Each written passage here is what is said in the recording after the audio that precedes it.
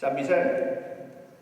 Sant Vicent, més o menys, tots ho així, o tots ens agrada així, i és el dels dies més importants que n'hi ha en el poble, que més ambient n'hi ha de poble. L'Ajuntament se plena la boca de dir que és fiesta turístico provincial, una cosa així. Jo he estat en la quinta que feia la festa l'any passat. L'apoyo que dona l'Ajuntament és zero.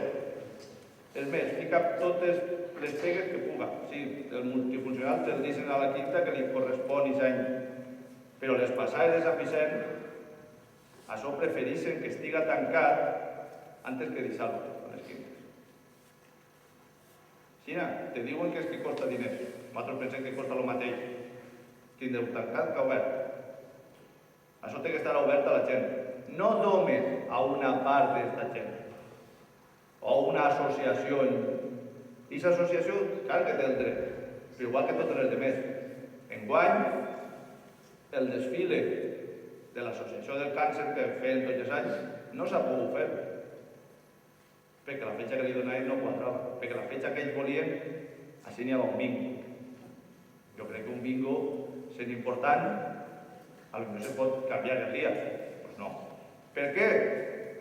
Pues segurament perquè n'hi ha 300 persones que poden ir tots els dies al carrer a dir lo guapo que és Mario. I lo bé que me ho fa Mario. Nosaltres no, això no. No volem clientelisme, no volem amiguisme, no volem que se donen ni subvencions ni instal·lacions per conforme me cau i per la quantitat de gent que arrastres, sigui que sí. El càncer té 10 socis i les ames de casa tenen 400, me votaran més 400 que no. El mateix dret tenen uns que altres.